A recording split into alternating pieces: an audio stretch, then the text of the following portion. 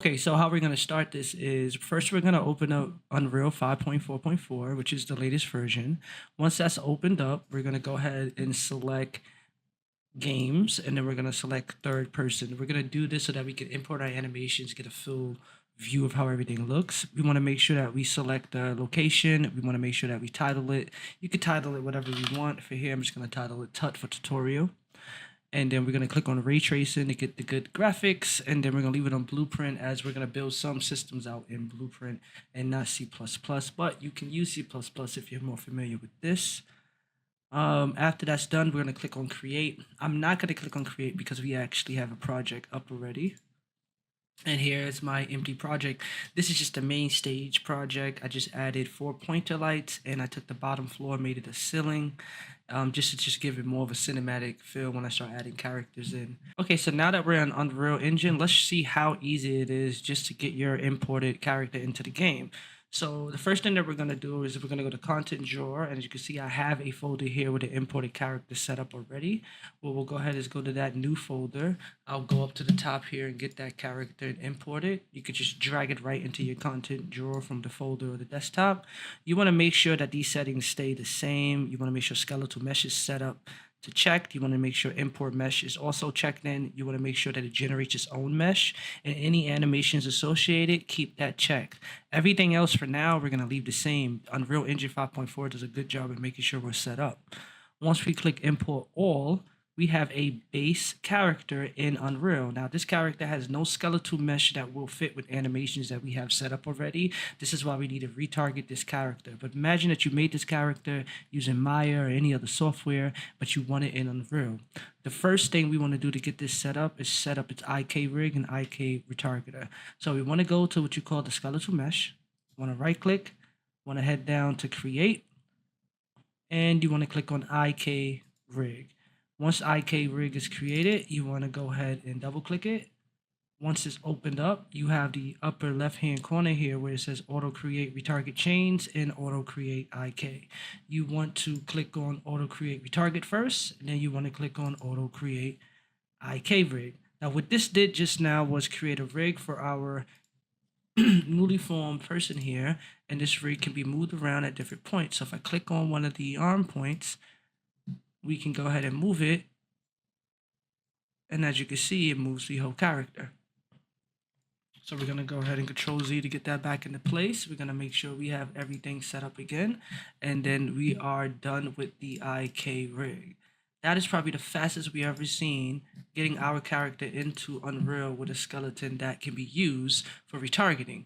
But the next step is even easier. We want to re-click this IK rig by right-clicking it, and then we want to create IK retargeter. Once we create the retargeter, it's going to pop up in a new menu. Now, right here, we don't have anything set up yet. But the cool thing is, because we're using that IK rig we just created, we can go over to details, and we can change the settings here. So typically we have the source as this rig, but we don't have anything in that rig. So we want to go over to the mannequin, and then we want to change over to the newly built IK rig. Now that we've done this, we have both characters in play. Unreal has become so good that the retargeter that we created already mapped all the chains and linked everything together. So if we were to go to the asset browser, and let's say I was just able to go to a simple idle stance, we would see that our character is mimicking the actual third-person character. And what this means is that this IK rig works perfectly for animations that are already built in Unreal, which means now we can start duplicating animations when we need it. But let's just go to this fast-paced combo attack sequence, and we can see that it's really built in. It's really good. This matches almost perfectly, maybe perfectly, with the skeleton. And there we go. How do we export this now? So let's say we just want to go straight to the walk feature of this. Okay, so we're going to go walk forward character. We're going to go to export selected animations, and then we are going to go to the folder that we created, which is the new folder. And then we're going to export that animation there. We're going to just save for good habit. We're going to close this out. and then we're gonna see that this walk animation is now here, and then now we see that this character is now walking. But as you can see, that's how simple it is. We can actually now go up to the test folder, and we can actually see the same character with full mesh. We'll go ahead and put this on the third person map. And we can kind of see this character in action now when we press play. I'm just going to simulate here. And now we can see this character go. This is the same character that we were just using, and it's fully ready and animated to go inside the game. And because we're using the IK rig matched with the Manny skeleton, the rig is near perfect where it doesn't intersect with the floor or anything. And that's how quick it is to add your own animations in and add your own skeleton in and get everything working. But let's say now we wanted to change up a few things. Let's say now we wanted to get an animation that wasn't already in Unreal, and we wanted to take that animation and turn it into an actual game animation, like an emote, right? So what we would first do is we would open up Mixamo. We probably want to find an animation similar to what we see here. So I think actually this animation is going to be pretty decent. So what we'll go ahead and do, we want to use a simple skeleton also. As you can see, I'm using this skeleton here. The X and Y bots work fine too. The reason why, the less mesh and less built into the actual character model, the better the animation will transfer over. So you want to click on download. You want to leave the settings at 30 seconds, 30 frames per second, and you want to leave skin, and you want to leave keyframe reduction to none. We're going to go ahead and download this. Once that downloads, we're going to go ahead and go to Unreal. And then in Unreal, we're going to open the folder of that particular download. We're going to go to the content drawer. We're going to go back to that new folder that we looked at. And then we're going to just import this silly dance animation from Mixamo. We want to make sure that, once again, skeleton is none, skeletal mesh and import mesh is selected, animation selected, import all. This way we'll get exactly what Mixamo is providing. We'll get it sent into here. And if we click on the actual skeleton dance, we see that we have it playing. We do have some errors coming up. That's because Mixamo skeletons don't have the same bone structure as the Unreal skeletons. But if we were to jump back to the last video where we set up the IK rig, we can fix that in a matter of seconds, which we're not going to do right now because we have a shortcut. Because Unreal 5.4 is so efficient now, there's a way to get this all set up in a way that's going to work perfectly. And one of those ways is just taking the animation and right-clicking it and going to retarget animations. Once we retarget the animations, we can go to the mesh that we're going to use, which right now we're going to use the mannequin mesh. And the reason why is because that one is already built into the actual third-person blueprint that we're going to be using. We're going to select the animation, and then we're going to go to export animation.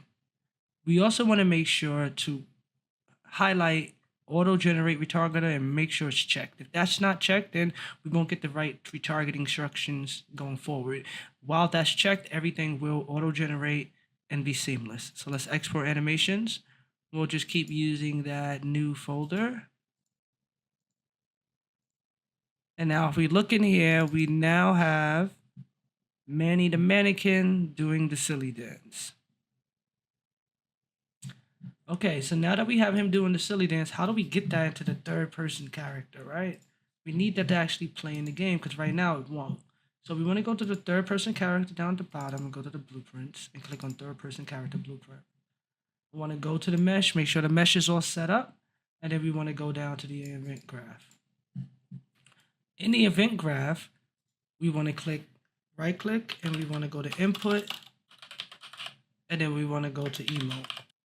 Okay, so this emote is already set up because if we go to file and go to edit and go to project settings, and then we go down to the input section down here at the bottom, we can see that I already put in the emote by pressing the tab button. As of right now, if we go in and try to press the tab button, nothing will happen because we have no animation set up. But how do we fix that? is we want to go ahead and put this input emote, which I think I changed the name, so now we can actually change that. We want to go ahead and press stop the movement so the character doesn't move around while the emote is playing. We also want to go back to that emote, and it's always going to be essential to take the emote that we created, right click, and go to create and create an anim montage. And the reason why it's always going to be crucial to do that is because with the anim montage, we're telling the skeletal mesh to enter one transition and exit out another transition. When you're just using an animation, it's either going to loop or it's not going to tell the blueprint to transition back to the idle state, which will get you into a T-pose or frozen character, and that's not what we want. So what we'll do here is we'll go to play montage. We'll go ahead and select that montage and then drag it here. And then just for good measure, we will click a do once node. And the reason why we want to do once node is we don't want to spam the emote. We want it to play once and then stop. We'll click a delay node here. And the reason why we want to add a delay node is we want to start the movement only after the animation is completed.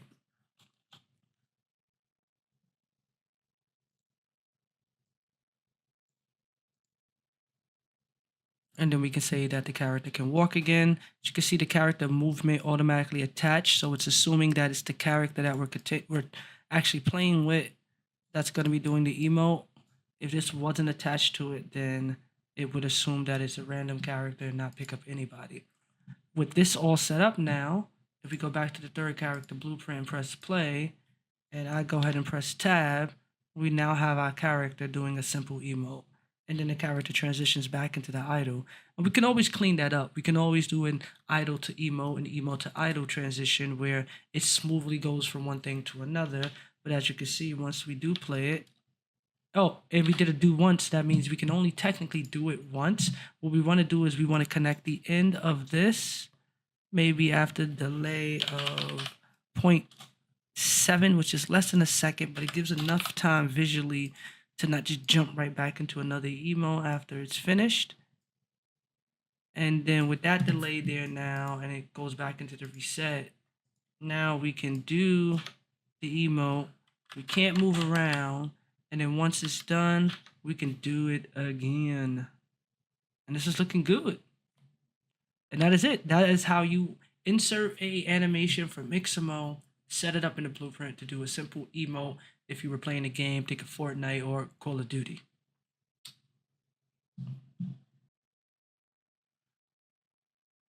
Okay, so far we've added a emote, we've added a custom character, which we have not used yet.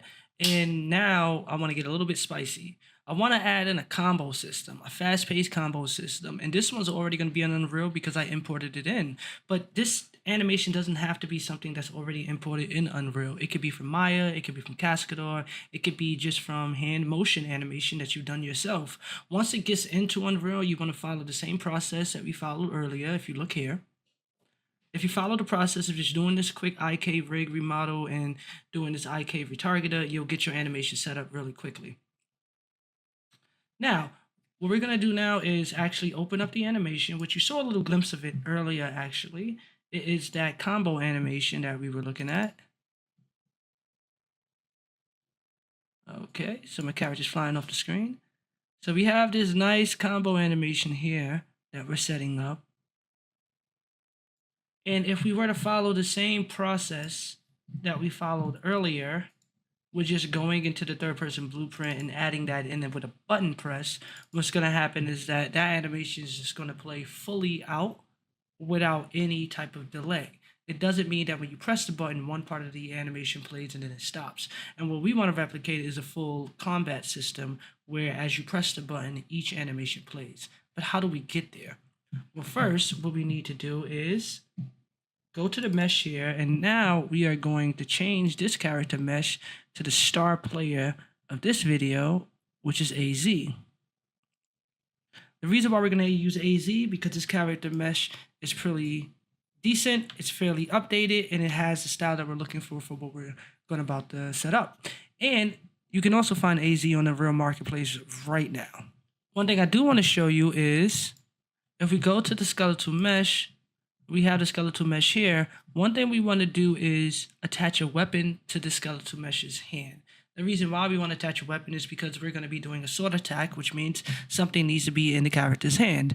We want to put it into the right hand. So on the right hand side here, we're going to go ahead and look for the right hand, which is right down here.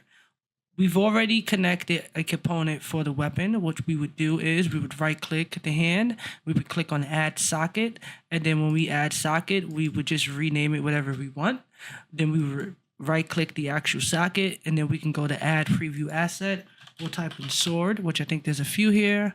Once we type in the sword, we'll have the sword set up next to the character. From here, what we would want to do is go ahead and reposition the sword so that it fits into the character's hand. We can do that easy by just changing the values around here. Reposition the sword so that it fits the right way. Turn the camera so that you can see what you're looking at.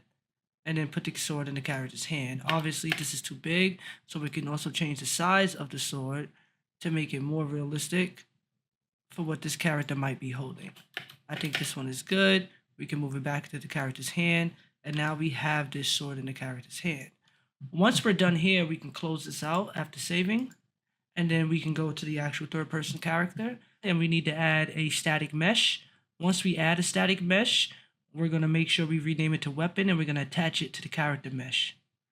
By attaching it to the character mesh, if you look on the right-hand side here, it allows us to select the parent socket, which is that weapon R that we created a second ago in the skeletal mesh. Turn on visibility to show the weapon in the character's hand. And then from here, what we can do is we can change the positioning, we could change the size of the weapon like we were just doing a second ago. We would change this one to 1. Okay, we want to take a look at this sword. Okay, I think that sword is perfect actually for what it is. Now when we go and play it, we see the sword in the character's hand. And as before, we were able to retarget this character just like I showed you in the first video. And even if we do the emote, we have the emote set up with this character too, which is kind of looking like Fortnite right now. Okay, but that's not why we came, right? We didn't come to just put a weapon in the character's hand. We actually came to build a combo system. So how are we going to go about getting that combo system built up? Well, the first thing we're going to do is we're going to go into the blueprint, and we want to take this code here. We want to copy it, and then we want to paste it. The reason why is we're going to recreate a similar code to this just to kind of demo the attack. And in the input section where we added the emote, you want to go back and you want to add a input for the attack, and we set this one to be the left click of the mouse. Now right now we have it on silly dance, so we're going to go in and we're going to find the combo that we're going to be using, which is going to be in the third person folder. We have it right here. We are actually going to create a montage for this one. First, what we're going to do actually is copy this. We're going to rename this to combo test. And then we're going to create an montage for this one. And then this is going to be the montage that we are going to use for this showcase here. Now, when we use it, we're going to notice, as I said earlier, the character is just going to play the whole combo out. And that's not necessarily what we want. We don't want the character to play the whole combo out in this sense, right? If it was an AI, that's a little bit different. We want a spam attack. The combo just plays. You can't block it. In this case, what we want to do is set up a system that works around that. We can also change the speed of this animation to give it more of a cinematic feel. And I think 0.5 might be a little bit too slow, but we will see in a second.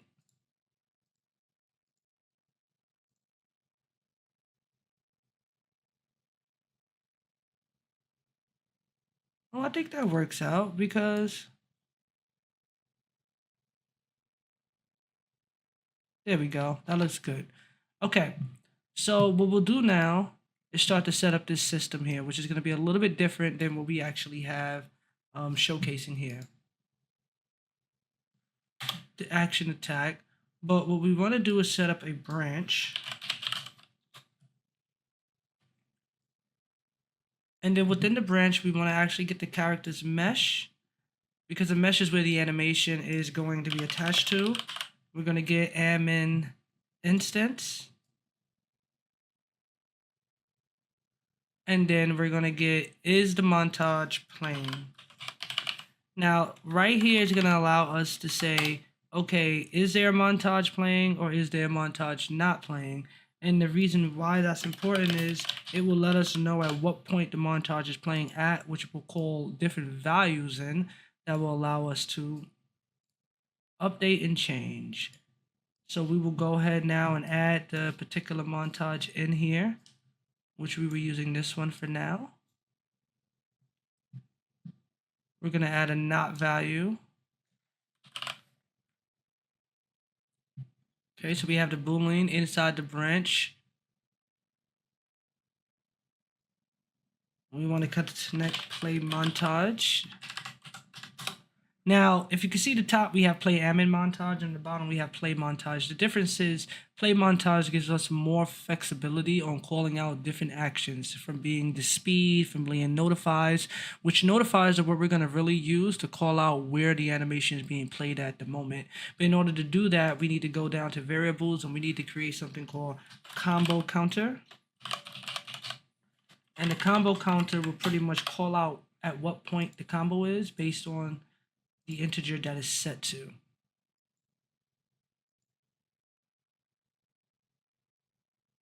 Right now, we'll leave the integer set to 0, but we will change that later to make sure that we get the correct value. So we're going to click on set. We're going to set this to 1. I'm going to go to the true force, and we're going to plug this in. And then we're going to copy the mesh and make sure the mesh is what's really playing out of the play montage. Okay, we want to make sure that the same combo that we're using is playing in the play montage. Perfect.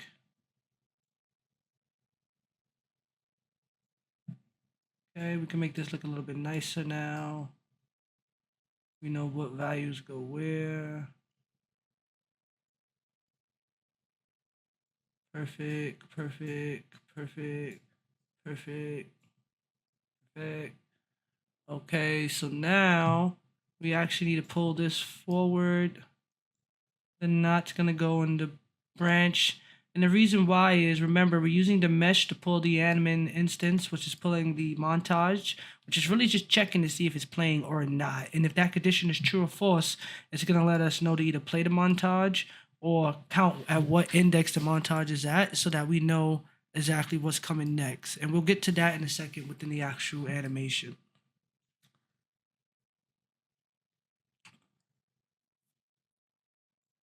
So we want to take the integer again, and now we are calling what it is or what it's not equal to. Oh, no.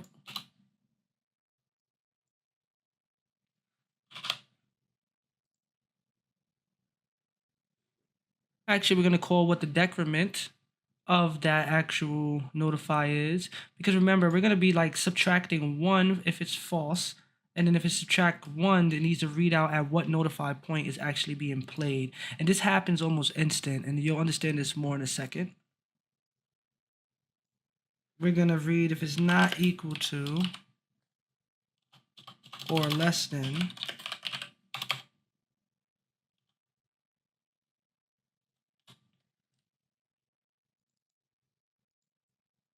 Okay. We're going to do another branch here. This calls out if it's equal to or not equal to or less than 0 or less than whatever part of the notify system that is currently at, it's going to take 1 away. This way, if it stops, it knows to go back 1, or it knows to just reset back to the 0 point. And we can go real complicated here. We can make it start at different points. We can intersect animations in between itself. It's amazing what Unreal can do.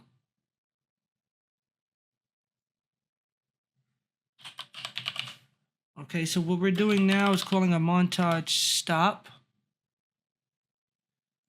And sorry, we want to call this from the mesh. The mesh controls the montage. I gotta remember that. So we'll get that particular animation instance that's playing. And then we'll call the stop that montage if it is playing. That works out a little bit better. We can actually blend this if we need to. And this right here comes with testing. So each blend is going to be a little bit different. This blends in and out from the idle stance to the point of the montage that it stops at.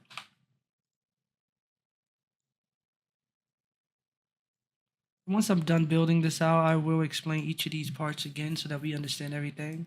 And if it does stop, it's going to call the combo index its last time, which should stop at 0, which means that it's literally just going to go back to the beginning when you start pressing the button again.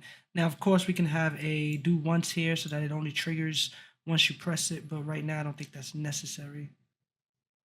But let's go ahead and explain this really quickly in full now. So basically, when you press the button, the branch is going to check for the true or false. If it's a false, then it's going to always start at the first combo if the combo tag isn't already playing. If it's a true, it's going to count at what play rate the combo is actually playing at, and it's going to pull from that play rate and continue the combo from that point. This only happens after the first press. We don't have anything that says if you stop pressing, which is like release, it resets, which we could. If we release the button, we can technically have it just reset back to 1. It does that automatically, but we can set it to release after whatever hit just hit to keep the combo consecutive from that release point, but we won't go that deep. What we'll do right now is just keep it so that it reads and it goes back to the beginning, which it says here. And if that's true, it's going to blend the Ammon instance back to the idle, and then it resets it back to the beginning, which is what I just explained. So all the combo counters used for in this instance is to count where the combo's at and just resets it back to the beginning rather than resetting at a certain point. But how does that look for the animation? Because right now, if I go in and I play this, it's still going to do the same thing. So we still got the same instance here. Okay, but that's good though. That means that all of this is still working the way that we need it to work. So what I'm also going to do is open up this combo montage because it's already built. And if you see, I already have some sounds built in, and I also have some notifiers placed in for how I want to really bring this to life. We won't really cover the sounds and notifiers right now. What we'll end up doing is just building up the points we need for the combo to actually work, which is an empty one here. And typically what we want to do is at the base of certain combo points, we want to add a notifier saying this is the end of that combo. So if we go right here, we have a point where the sword is not moving. This is going to be the point at which we call the end of the combo. So we're going to add a notifier here.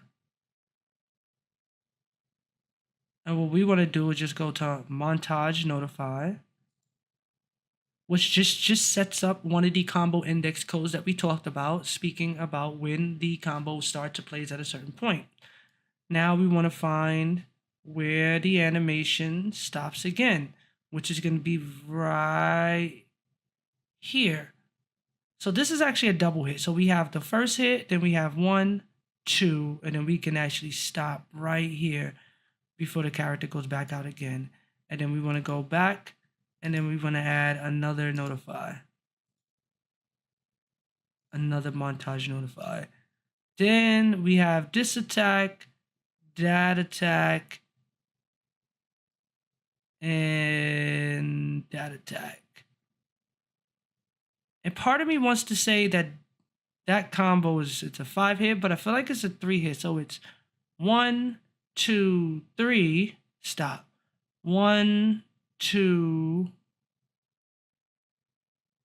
right, because I could stop right here. I could stop right here. And then it's the last one here.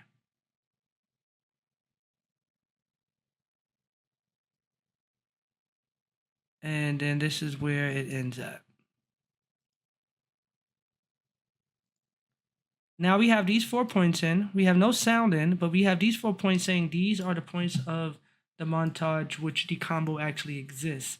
Now we already have the blueprint system set up, but is it going to work? So now we're going to go to the play, and I'm going to turn to the side. I'm going to press the button once, and the character stops. I'm going to press it twice, and the character does a 3-hit and transitions back to the idle. I'm going to press it 3 times, and the character presses it 3. But if you notice, the spin out of that isn't clean. We can clean that up by going back to the idle, but this is why I say I think some of the hits are triple hits and some of the hits are double hits. So we go through the whole thing. We have the last one there, and then the character transitions back. Boom, boom, boom. But I feel as if what we want to do is go to the blueprint, and we want to change this blend out and blend in to something a little bit more, right? Let's change it to that. And should I change that montage?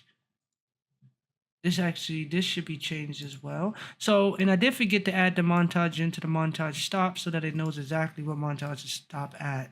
That might help with the transition. So let's check again. So we have the 1, we have the 1, we have the 1, 2, we have the 1, 2, 3, and we'll do it again. 1, 2, 3, boom, boom, boom, boom, boom, boom, boom, boom, boom. So it's boom, boom, boom, boom, boom, boom, boom, boom, boom, boom. So you gotta have to boom. Okay. And the character automatically stops as the combo's going. And this is what we want to achieve. And just for fun, just to finish this off, if I wanted to, we can actually upgrade this combo set that we're using here to the one that's pre-built already. I actually did this earlier for my game that I was working on, but we can use it here just to get a sense of what it sounds like when we have it ready to play in game.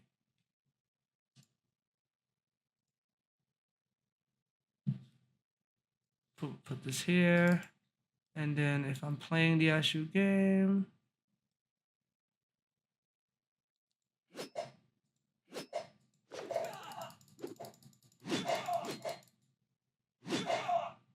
and there we go.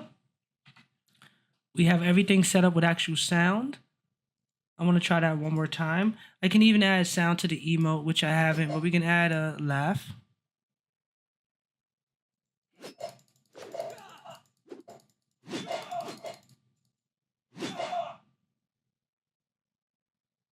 And there we go, guys. We have successfully added a combo, a custom mesh, a animation from XMO, some animations that were either pre-built or put into Unreal, and everything is looking good. Thank you guys for watching.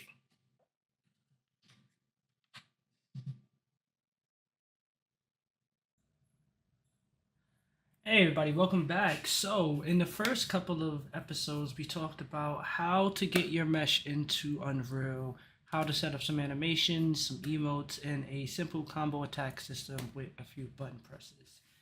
Now I want to talk about what if that sword wasn't in your hand and you needed to pick it up from the world and then use it? How do we set that up from its core foundation before we jump into the more advanced techniques later on in the series? Well, let's see how we do that. First, let's demonstrate what I have so far. So what I have so far is we have the character. And as you can see here, I was able to add another emote, which is the kick, which we'll cover later. I was able to add a sword to the world, which is not in my hand no more. And when I press the shift key, she goes down, pick up the actual sword, and now I can use the sword to attack.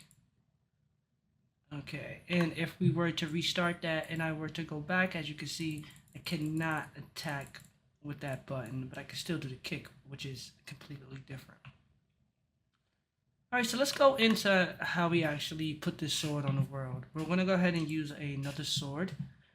We have a sword that I purchased off of CG Trader, or I think this one might have been free off of CG Trader. You can just go ahead and type in sword, and you have a selection of options there. the first thing I want to do is right click on the folder, the content drawer, and then I want to go ahead and go to blueprint class, and I want to create another actor.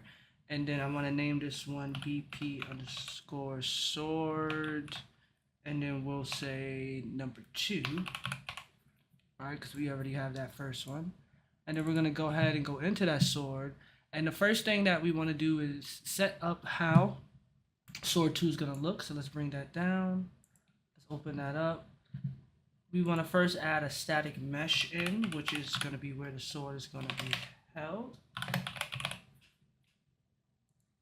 And we want to add a collision, because this is how the player is going to interact with the sword once they collide. Go ahead and add a spirit collision. We'll say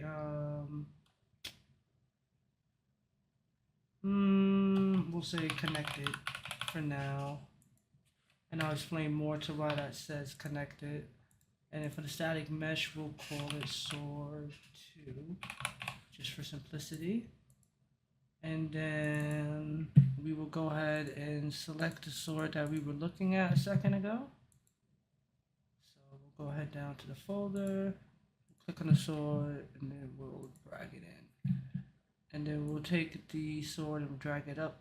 We'll take the collision and drag it to the middle of the sword. And then we will increase the collision to about 55 maybe. I think 55 is good. Oop, don't want to move it like that. 55 is good. We'll move it up 1. Okay, perfect. Okay, and we'll also turn the sword around. Although we can do that in the actual world, it's probably better to do it here. We can lower the height back down to 50. What happens if I turn that back down to 0? Put that to 0, and I think that's the only thing that's rotated. Perfect. Okay, so as simple as that is, if we go back out of this and go to the third person map, we now have a sword that is ready to go into the world as a static mesh built in a blueprint actor. And if I go ahead and press play, we can just see that that sword is now there. At the current moment, we can't do anything with this sword. We can't pick it up, we can't touch it. What we're going to do now is set up an interface. I already created an interface called item pickup interface, but typically what you want to do is open the interface up after you create it, and you want to create it by right clicking on the content drawer. You want to go to blueprint, and you want to go to blueprint interface. This is going to allow you to rename the interface that was created. Once it's opened up, you're going to have a section where it says details, and you're going to have a section that says add and functions. You want to click on add. You want to add the initial function that you want the interface to actually do over and over again. And in this case, we just want this interface to be a take item interface, which will be used through any item that we attach this interface to. And how do we attach the interface? So we're going to go back to that blueprint sword 2, and then we're going to go over the class settings, and we're going to go to add implemented interfaces, and we're going to look for that interface that I created, which is item pickup. And as you can see now on the left hand side, the interface is now added to this particular actor. We haven't added any function to it yet, but once we do add the function to it, this will allow the actor to interact with this weapon, any weapon that's on the field. So both swords actually. And now that I'm adding a second sword, we have to go a little deeper into the setup to make sure that the player knows what sword is being picked up at that moment. Which we could probably just put an integer and say sword 1 or sword 2, but once again, that's more complex. That's something we want to do later down the line. For now, what we're going to do is go to the third person character. For this training, I created another third person character called BP third base. And in BP third base, we're going to open up, and I already have the functions here for everything to work. I have the attack and I have the emote. We want to add another input called pick up, because this is what we're going to initially use to start the interaction with the item in the world. So the first thing you want to do, just like before with the emote, is you want to go up to edit. You want to go to project settings, and then you want to go down to input. Once you're in input, you want to add the pickup and you want to add the button you want to select it with. Right now I use left shift. You can also go ahead and add a kick and add that to a button. Also, I added to the right mouse button. I'll go later into details to why we should add a kick or punch, whatever you want to do. But go ahead and add that in now. We'll come back to that a little bit later to why we have that in.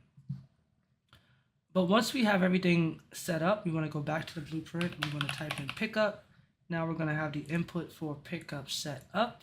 And then the first thing we want to do is add a do once node. The reason why we want to add a do once node is I've learned that when you do animations, or if you add animatage to anything, you don't want the animatage to spam itself, and you don't want to consistently have somebody press the button over and over again. Somebody might be frustrated and want to pick up a sword fast. You don't want that person to press it over and over again and have the animation run.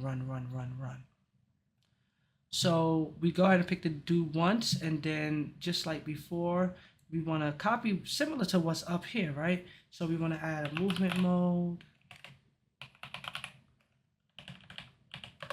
Okay, and then that's going to be the same. We want to say none. This way we can stop, and then we want to add a play admin montage. I'm not going to go over the whole concept of how to add a play admin montage, but for the most part, I went to Mixamo again, and I found a animation that would work for this particular item pickup, and then I was able to put that into the system, set a few keyframes to make it smoother, and now we have a item pickup animation, which I'll go ahead and open that right now.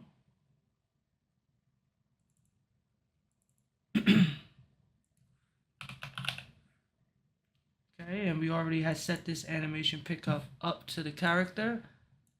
So as you can see here, we already have it all set up. So we're gonna go ahead and select that one for what's gonna go into the anime montage.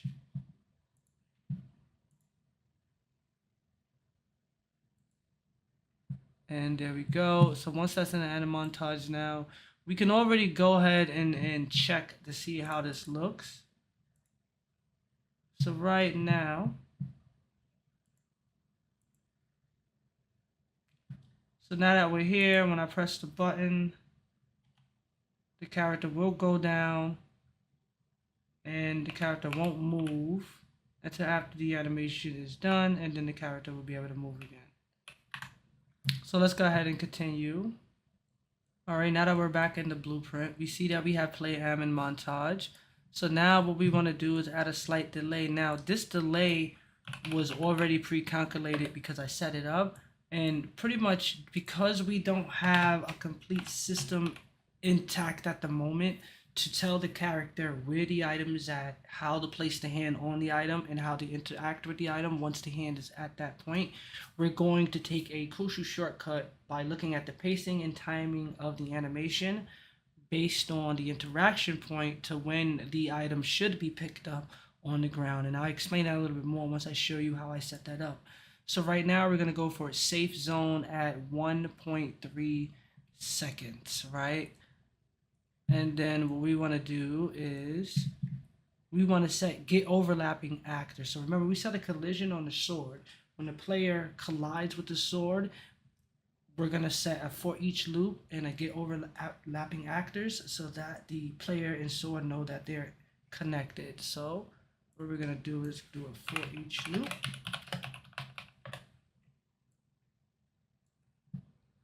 And then we're going to get overlapping actor. And also this right here, we per blueprint, we can change this up so that it knows what actor should be overlapping. So right now on the original sword you see me pick up, I have it set to nothing. This is just the overlapping actor itself. If we set the class filter to find a specific class, every actor on the field will have its own class. So when the player is within that field, it will know what particular weapon to pick up. Now, for simple game development tip is you don't want to have items that shouldn't be overlapping unless their collision boxes are extremely small. So even though they're close to each other, the items won't be picked up. You can also put tags on items so that the player knows which item is closest to him so that they can pick up. You can go really deep with this stuff, but we'll keep it straightforward right now. We'll keep it at get overlapping actors for right now. We'll change that a little bit later. An array element, we want to make sure it does object implement interface. So this goes back to the interface that we set up earlier. This also allows you to fine tune what should be picked up, what shouldn't be picked up, or what type of interaction should happen, because if you have a different interface, different interfaces will act differently depending on the circumstances. And if it does, for instance, have the interface, we're going to go to a branch as the condition, and then we're going to set loop body as that connector point there.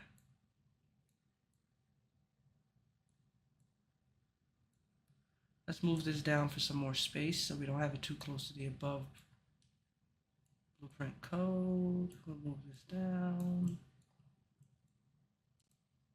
Okay. So now what we're going to do is on completed, we're going to add a delay. And the reason why I did this is because I've learned that when I first set everything up, I did not have an ability to start moving again if the character didn't pick up an item. And you'll see why, because right here, this right here goes forward only if the item has an interface. If the item doesn't have an interface, there's nothing down at the bottom to actually have the character start moving again. So what we're going to do is we're going to set another set movement mode. And then we're going to set to now walking. And this is if it's completed and it hits false. Okay. And this is only going to happen after the montage is completed.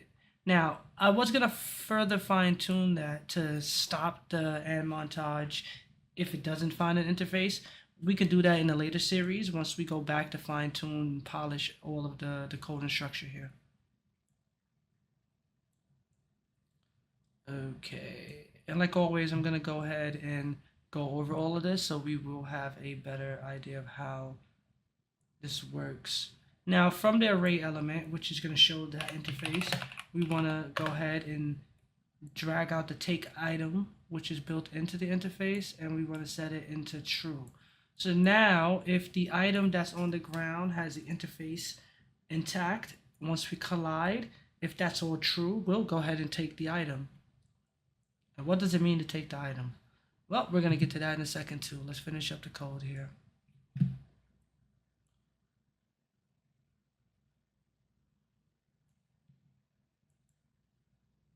Okay, so that's interesting. And now I figured out an easier way to set something up. So what we're going to do is we're going to add another delay here. This delay gives a buffer between the thought of what happens to the static mesh in the player's hand and what happens to the static mesh on the ground. This is a little, I want to say, technique here that I'm using to kind of add in a seamless transition in between when the item leaves the ground and enters the player's hand. Once again, like I said earlier, because we're not going the full depth of adding a line trace and where the player hand should interact with the actual static mesh when picking it up, we're going to be taking a step back. Now, when we get to IK movement and procedural movement with match motion, that's going to be a whole nother concept. So as of for right now, we don't need to be 0.2 milliseconds. We could do 0.15. And the concept of this is to set the static mesh. And if you guys remember earlier, in the old video, we had set a static mesh here for the weapon and the character, which as of right now, we had disabled the sword that was in the character's hand because we want to pick this item up. So by disabling that sword and then putting it down into the event graph, we can go ahead and say we want that weapon that we pick up to be set right here. Oh, which I already have it connected, so that's good too. Perfect. And what do we want to have be placed in our hand? Well, we want the new sword mesh that we created. Okay,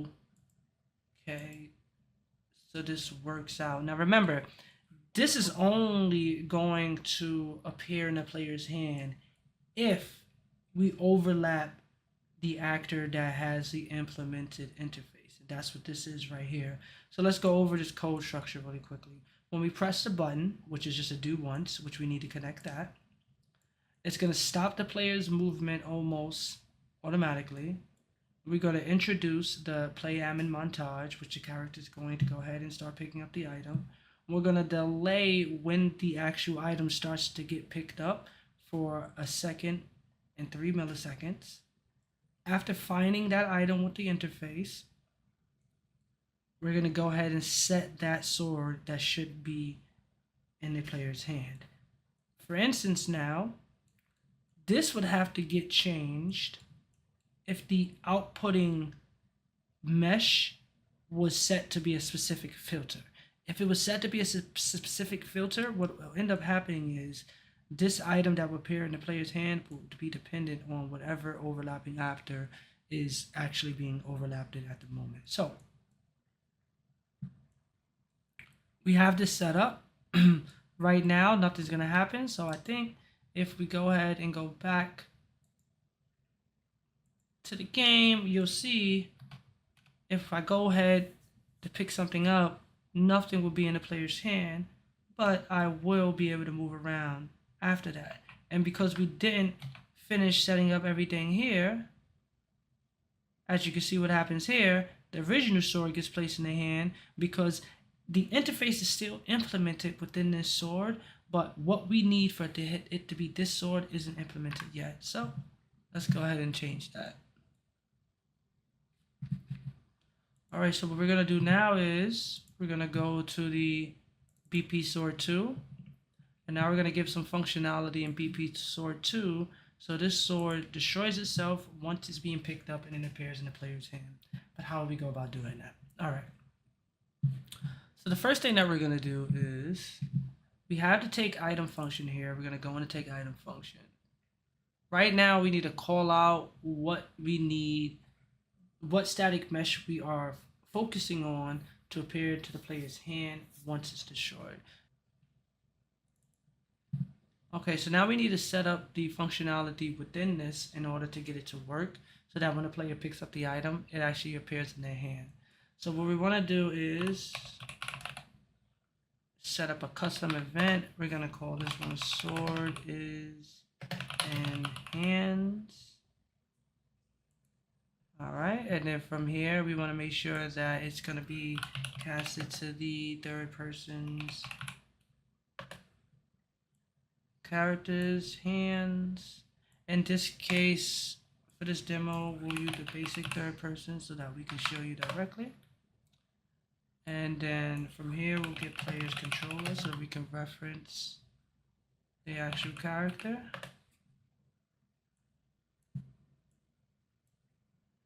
And from there, we want to cause a delay because we added the delay in the actual blueprint for when the interaction happens for 0.15. Right now, we'll complement that by putting it at 0.2.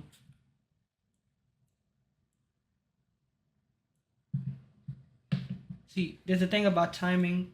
Timing may look like everything is seamless, but sometimes timing isn't as seamless as it looks. So yeah. Take that into consideration. And now what we want to do is go back to the third BP base, and we want to make sure that we add in what's called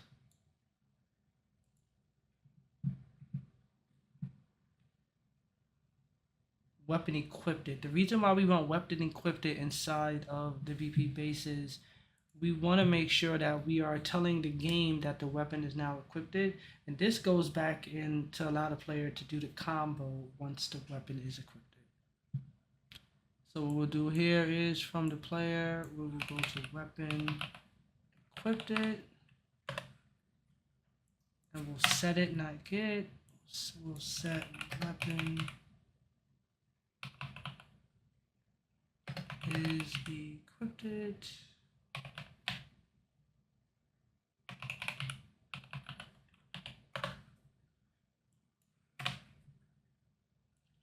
Okay, so what we want to do is set weapon equipped.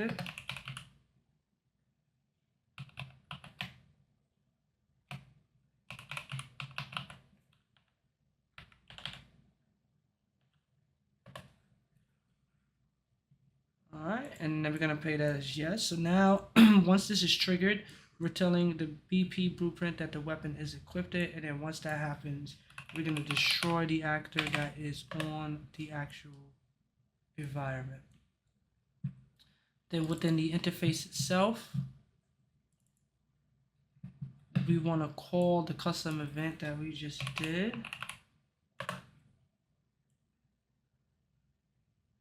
And the return node is going to be the static mesh, which we named sword2.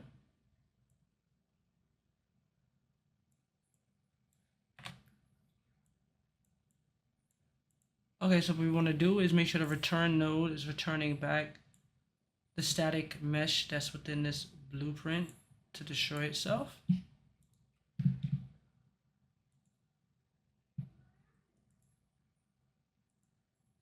And then now,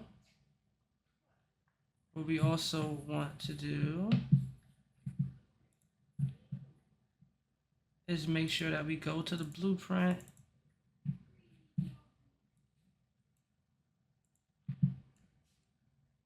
and make sure that the combo attack has weapon equipped with a branch node. And what this does is, when we press the button, if we don't have weapon equipped, we will not attack.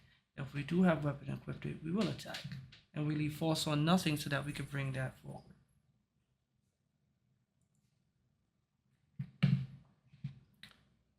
Okay, and now when we go and try to pick the sword up, we will get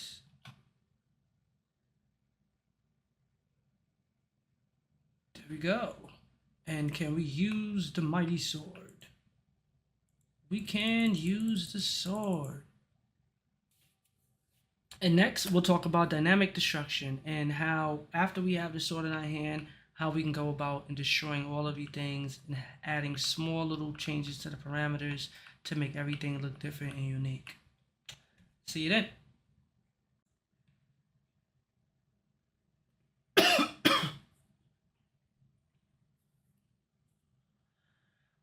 Okay, so for this last video, it's gonna be real short and sweet. One thing that I want to do, and I feel like I owe everybody, is a little breakdown on something that I did in the last video. When I had set up for the player to take the item and then have it to set a static mesh, at that moment, I only had one weapon on the floor. But see, as of now, I have two weapons on the actual floor. So in the case that the person needed to pick up either or weapon, and then at some point during the interaction series that I'll do, I'll go ahead and talk about how to drop these weapons also so that you can switch between them. Well, one thing that I wanted to do was inside of the blueprint, the third player blueprint, what I went ahead and did was, and I thought I had this up, I'll open it up again. What I did was I added a tag to one of the weapons on the floor, which is this one. I added a tag. You want to click on the weapon. You want to make sure the weapon is highlighted. You want to make sure the weapon itself is selected, and you want to type in tags. And then I added a tag called SW1, which is just sword 1. And what I did was I created a node called actor has tags, and I connected it to a branch after the player takes the item.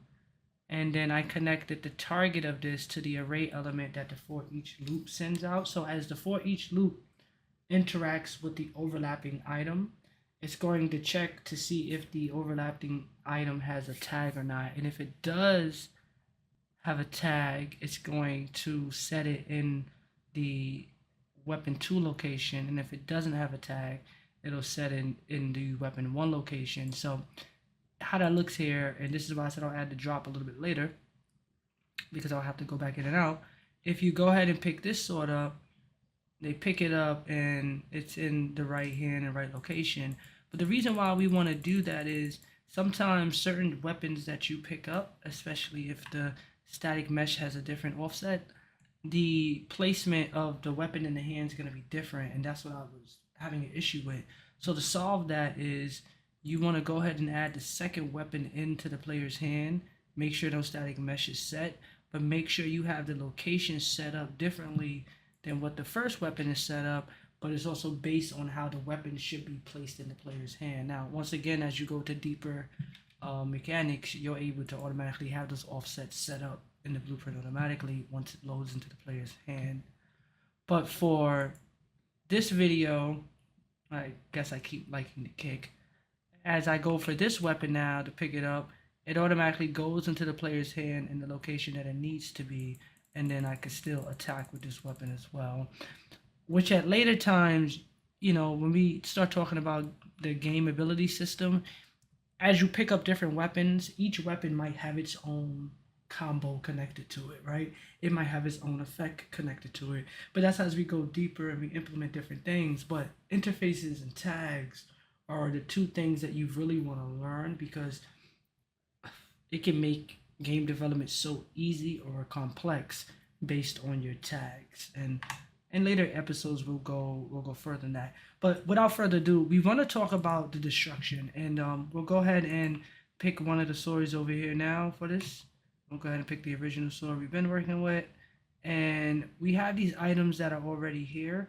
And if you notice that these are items that actually come with the template level, and if you hit these items, they already have physics enabled, so they move out the way, the character moves them. And this one, I actually added some destruction to it, so you can see when we hit it with the sword, it actually breaks it into pieces. And it's the same thing I did with this cube over here, and the same thing I did with this basic building block and the mesh for the character. Now, let's explain why all of these meshes broke down the way that they did. Essentially, what you want to do to add anything to the field that's a destructible item is, you want to first go ahead and find the mesh that you're working with. In this case, before we go with the character mesh, we'll just go ahead and add a simple shape to the field. We'll add a sphere. We'll go ahead and make this sphere a little bit bigger. And I'm just going to make the sphere bigger now just for the sake of it, but we can make it bigger once we add it to the destructible system or the collection. And then what you want to do is you want to go to selection mode up the top, and you want to click on fracture. And then when you click on fracture, as long as you have the mesh highlighted, you want to click on new.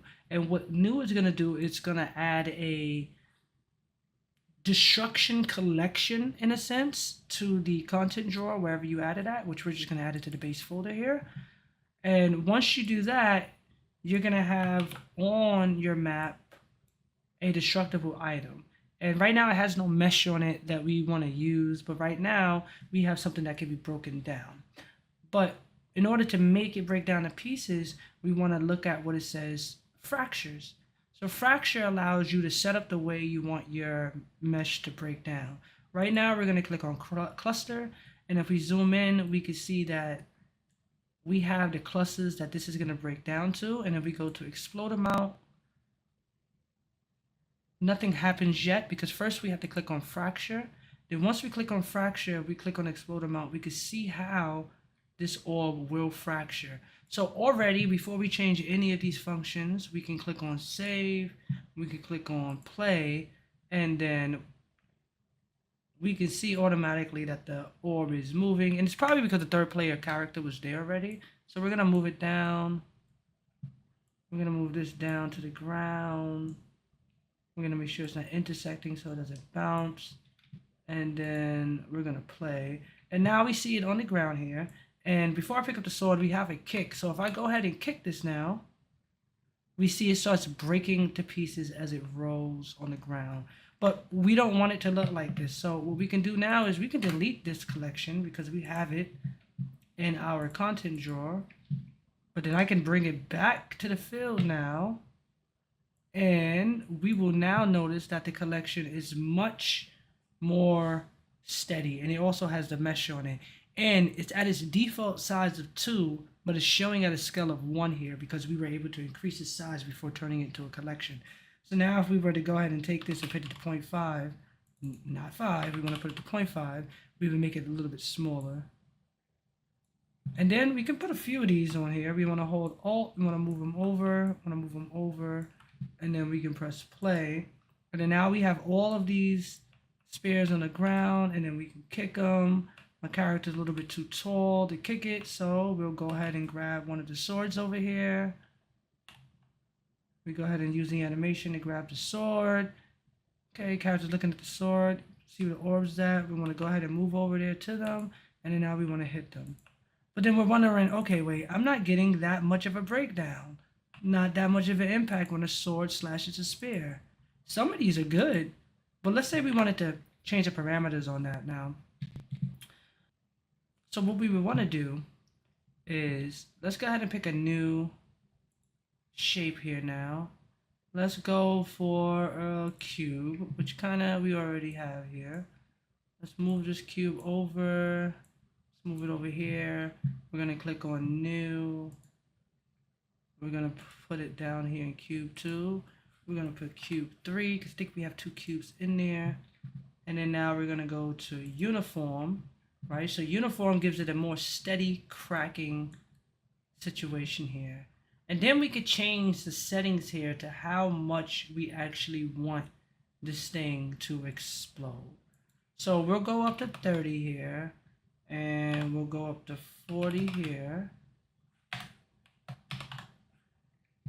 And then we will go to fracture. Then we will check the fracture rate as it fractures. And then we will save. And now what we can do is go into the content drawer and go to the cube 3 and mess around with the settings. The more we learn about how to deal with physics and frequency and mass and gravity, the better we can get realism and procedural explosion in a sense when it comes to this particular path I'm trying to take. When you are playing a game, most of the dynamic effects you see, especially when collisions, are all scripted. The goal here is to get a more unscripted approach. So what we're going to do is we're going to go to mass, and we're going to shoot this up to 5,000. 50,000 might be too much for this, but we'll go to 5,000. And then we're also going to make sure that gravity is unchecked. Because with gravity being unchecked, gravity is not here actually. What we'll do is we'll go back to the third person, and then we'll type gravity in over here. And then we want to make sure gravity is unchecked. And what gravity does is gravity allows things to stay in position. But when we kick this cube now with the destruction, what should happen is, bam. Not much. Besides the pieces floating in the air. And that's because gravity is not enabled. So the more we interact with this cube, the more the core pieces fly apart, which can add that dynamic sense of realism and destruction.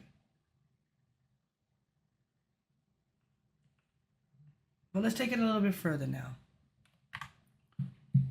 I want to get crazy. I want this thing to go super explosive once I hit it. So what I would do is go to the mask and edit it, and I would edit it to 20,000.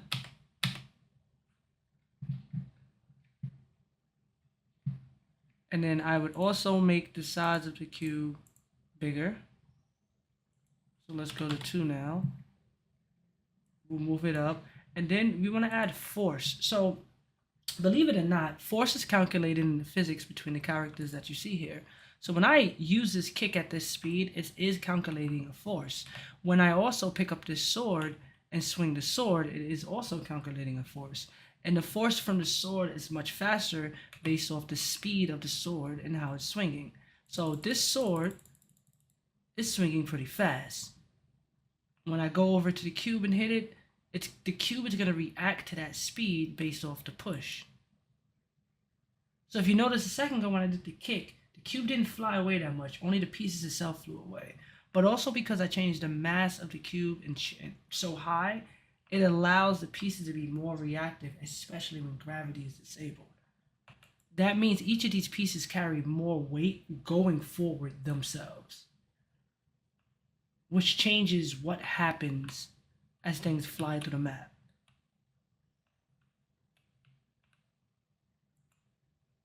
So you can see the force there, and then when I hit this one, you see the force there, and that's from the sword itself.